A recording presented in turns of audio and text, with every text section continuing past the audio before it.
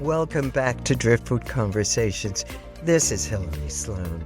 In part one, Katherine Hervey shared her journey from defending people in courtrooms to telling their untold stories through film. Today we go deeper. Katherine opens the door into her world as a storyteller who refuses to label people as broken or beyond redemption. She talks about her collaboration with Chris Blackwell, who, despite serving a 45-year prison sentence, runs a successful nonprofit and writes for major outlets. Together, they co-host Broken is Beautiful, a podcast inviting us to see humanity where society has tried to erase it. Katherine is a woman who moves with empathy as her compass. She carries a message of equality into spaces designed to divide, and her creativity is not just an outlet, but a lifeline, a force that guides her into the unknown with trust and courage. This is a conversation about transformation, about rising feminine power, and about what it truly means to see another person without judgment. Welcome back, Katherine. Let's begin.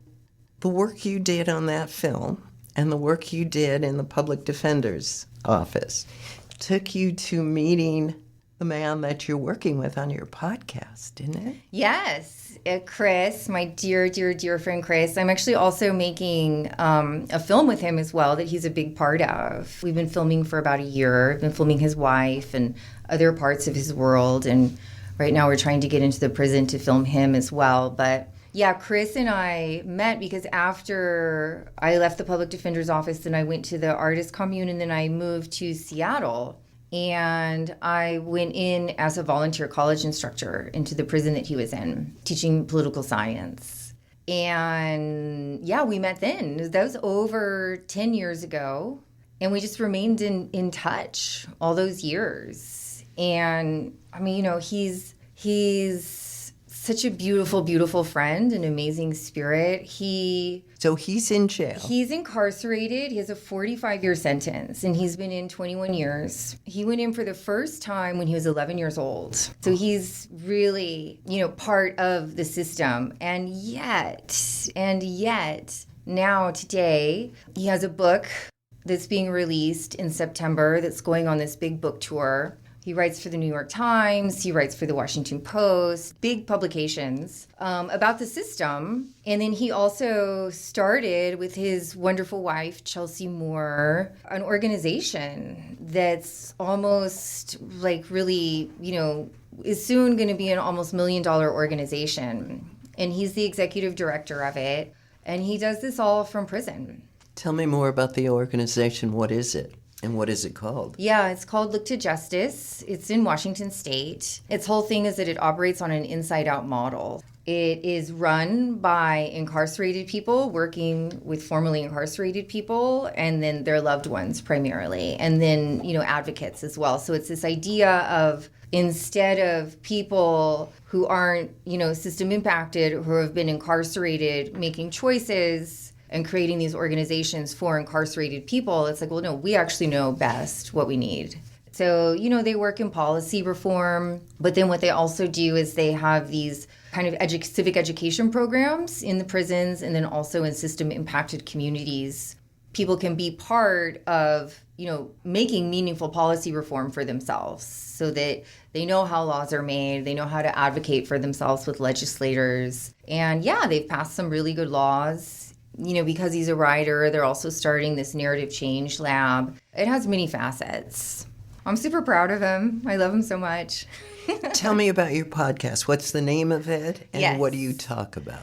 So the podcast, we just launched in June of, a couple months ago, June 2025. And it's called Broken is Beautiful, a search for hope in dark corners. A lot of it is just the connection that Chris and I have. We're working with this producer and she's like, let's build on that. It's fascinating your relationship with each other and the rapport and the easiness that you have with each other, despite the fact that, he's incarcerated and I'm not. And we dive into essentially, it's deep, but also lighthearted. because it's an entryway for people to kind of come into these subject matters in a way that I think right now we live in this very polarized time. I think, people's advocacy is a lot of finger pointing.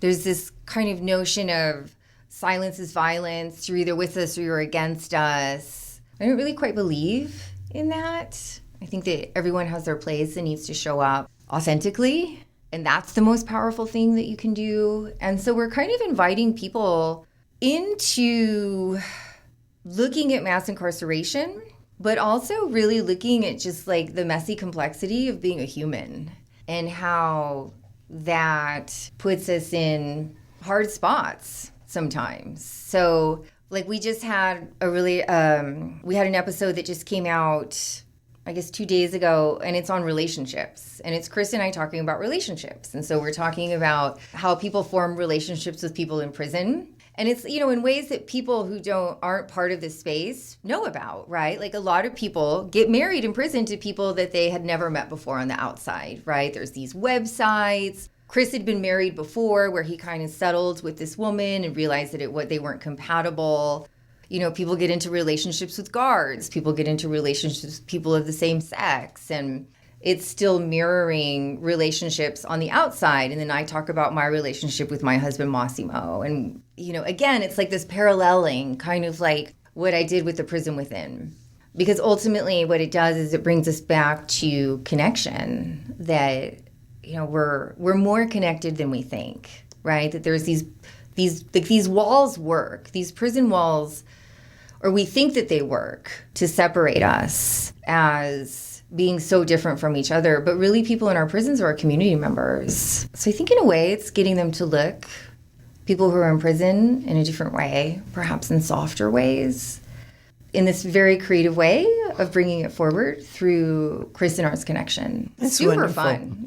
We're really enjoying it. Yeah, there's a bit of a magic. I feel like there's a bit of a magic that happens in our conversations. How long has it been on? Oh, we just launched in June. So we launched in June with kind of this really cute 15-minute Meet the Host episode where we talk about how we met and what we want to do with the podcast, and we talk about birds and nature. And then we also launched with another episode with this really amazing woman, Marley Liss, who she was the first person to use restorative justice through the courts instead of the punitive system. She was raped by a stranger, and she didn't, like we were speaking about, she didn't want to use the criminal justice system because she didn't think it would work. So she used the restorative justice process, and it was like this really huge healing experience for her, where she, met for 8 hours with her assailant in the circle, and other people were in the circle. And it really changed the trajectory of her life. And she wrote a book about it. There's a documentary on her coming out about it. Well, and, essentially this 8-hour circle with the man who raped her completely changed the trajectory of her life. And now she, really travels all around the world preaching about the healing power of restorative justice, restorative circles, restorative processes to replace our systems of punishment.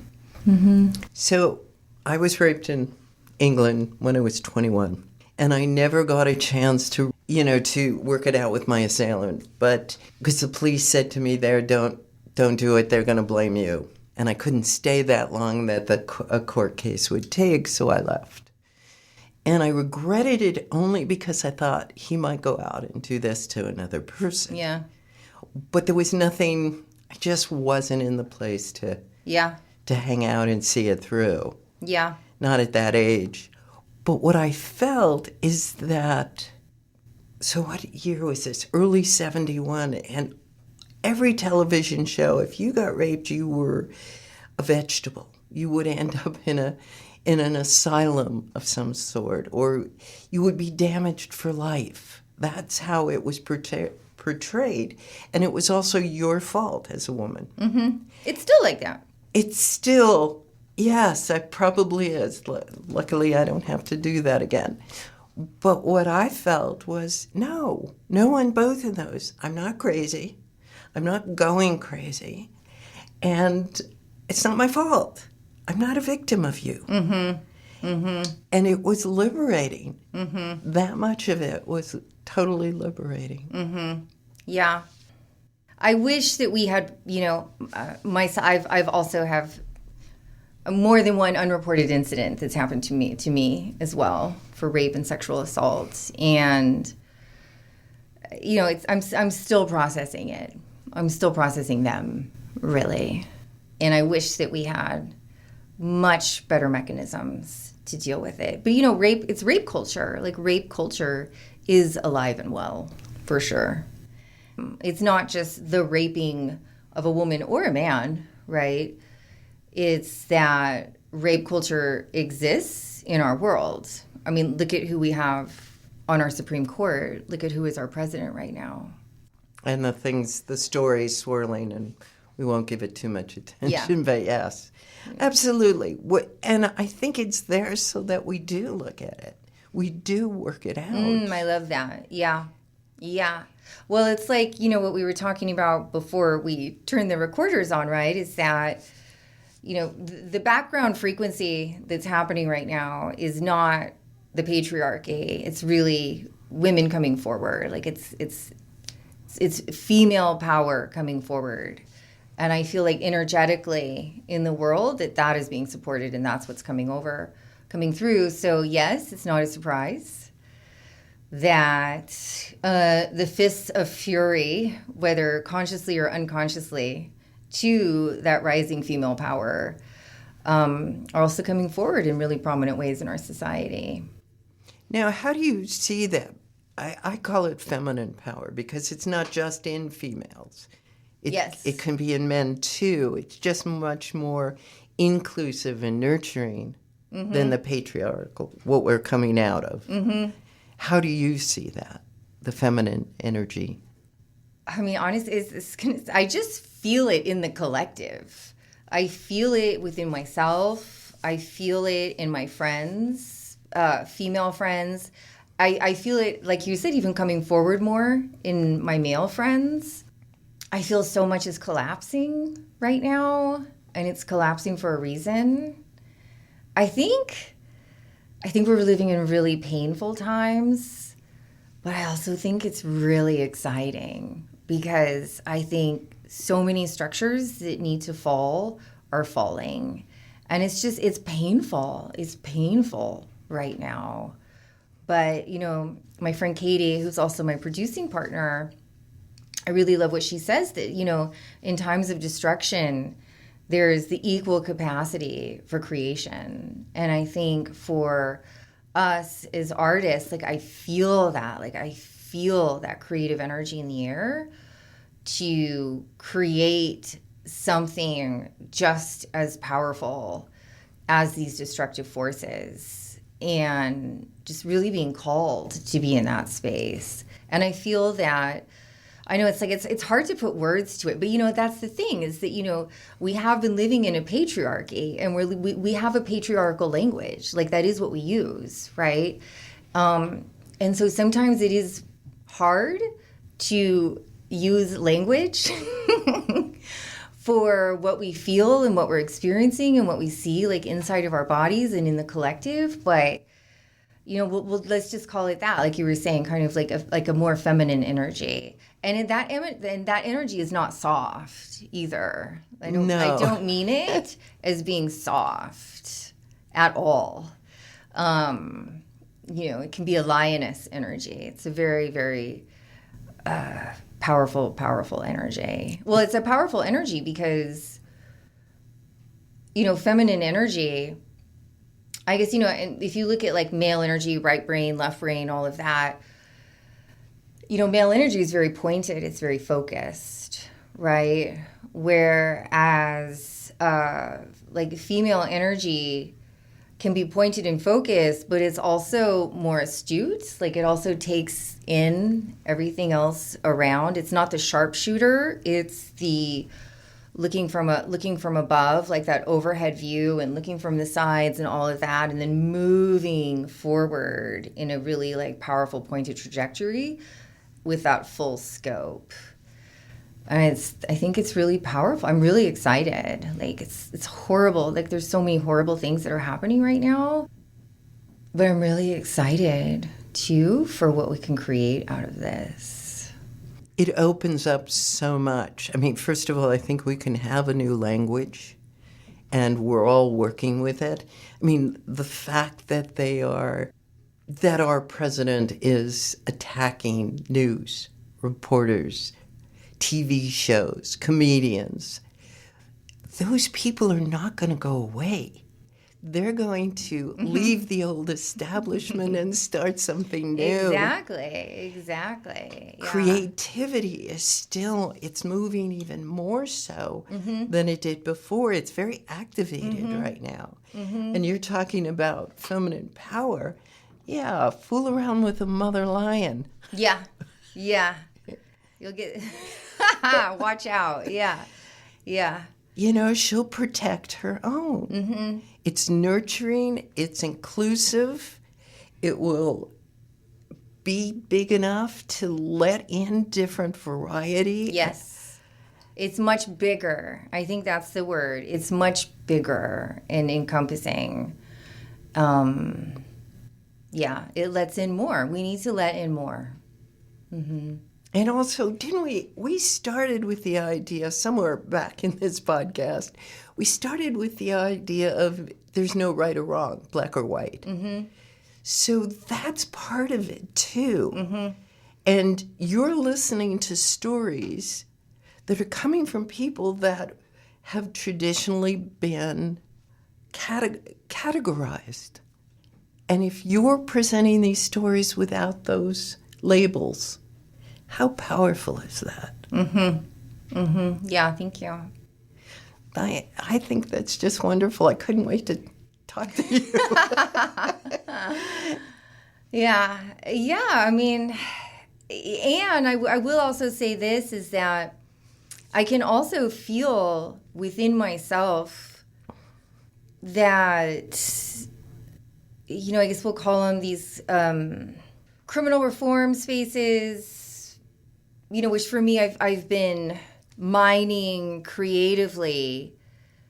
I'm also seeing that, like, yes, this is part of my work, but that there's so many other parts of me that are opening up, that are really more about me really claiming my own power, my own voice. You know, I think there's this way in which my art and myself as a filmmaker has been creating platforms for other people, you know, being behind the camera. And I'm noticing more of a shift to kind of move more in front of the camera and claim my voice as well, you know, as a woman in this world and as an artist. And it feels different. It feels scary. It feels new. It feels very exciting.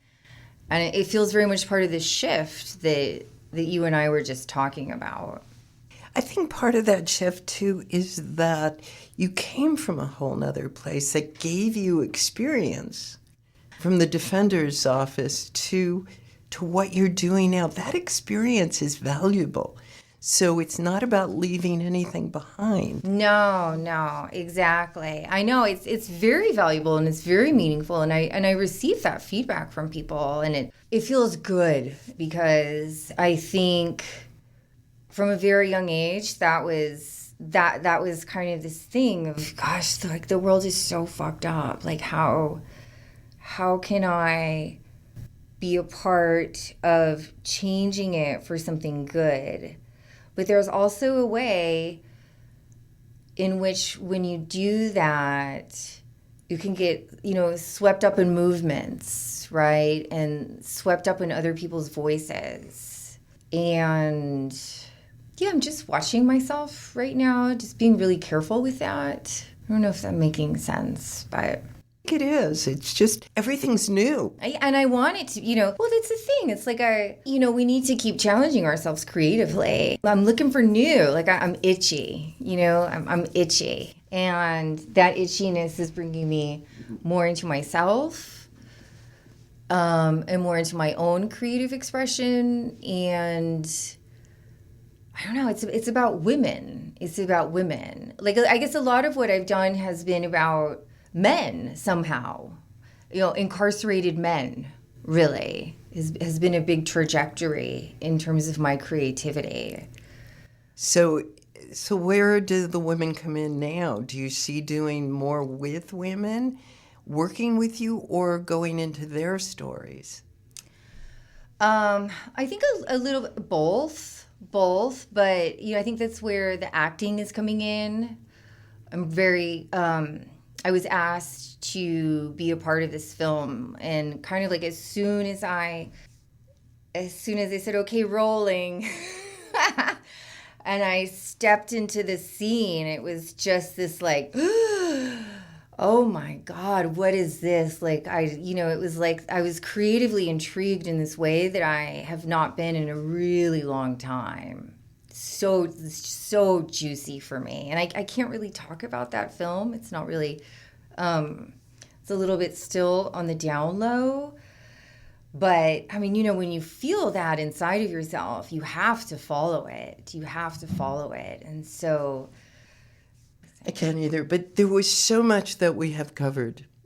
And I would love to bring you back, maybe once the film's out, and we'll talk about that experience for you. That would be wonderful. But before we wrap up, and we have like at least another 10 minutes or so, and I might make this into 2 episodes because there's so much in it, and I would it love goes that, yeah. deep. However you feel. Mm-hmm. Tell me about your relationship with your husband. Does he live in San Francisco? Yes. Well, he moved to San Francisco, I think about 2 months ago. He works with AI. He's a graphic artist. He's an engineer, a very creative engineer who's very excited by technology. And, lo and behold, Yucca Valley and Joshua Tree is not really quite the right place for him to be right now. And so he started going up to San Francisco and said, I think I need to be in San Francisco. And I said, go, go. Do what you need to do. And it's been really interesting because since COVID, really, we've been smashed together in a small space, and we're 2 very big personalities. And, in very deep relationship. We've been together for about 13 years. And I said, go, let's bring sexy back to our relationship, please. Let me miss you. Let's start having deeper, meaningful conversations instead of being kind of, right next to each other all of the time, doing all of the domestic stuff. So he's living in San Francisco now, and I'm by myself, and it feels good. It feels good. It feels like a deepening of our relationship, honestly. Do you go back and forth? Yeah, so he came, it's still very new, but he came at the beginning of this month, and then we'll be coming back in August because we're going to Burning Man for 2 weeks, so he has to come and prep for that. But I think after that, we'll kind of create a little bit more of a shifting, a little bit more of a schedule. We're still landing in it. Mm-hmm. That sounds wonderful. So where do we want to wrap up here? Your podcast is, and the movie we can't talk about yet because it's in development. But the podcast, that's active. Yes, the pod. So, and the film, The Prison Within, you can see on many channels. It's on Apple TV, Amazon, Tubi. I don't know. You can put it into your smart TV. You can put in The Prison Within, and it'll come up on lots of different channels. You can watch it there. It's also on YouTube for pay. It got picked up by a distributor, so sometimes I don't know. They they distribute it wherever they want, but it's very available.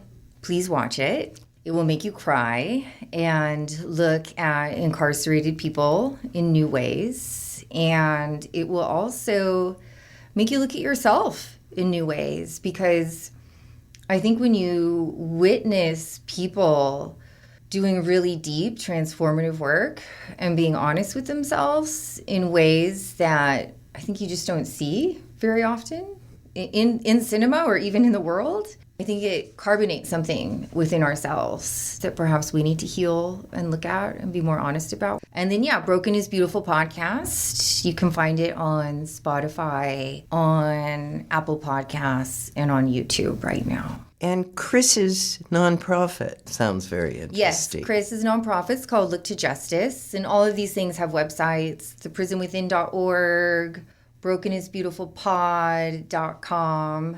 That's great. Thank you so much for being on my podcast. Thank you so much for inviting me and having deep conversation. I love it. That's great. I think we're good. Unless there's something you want to. No. Thank you.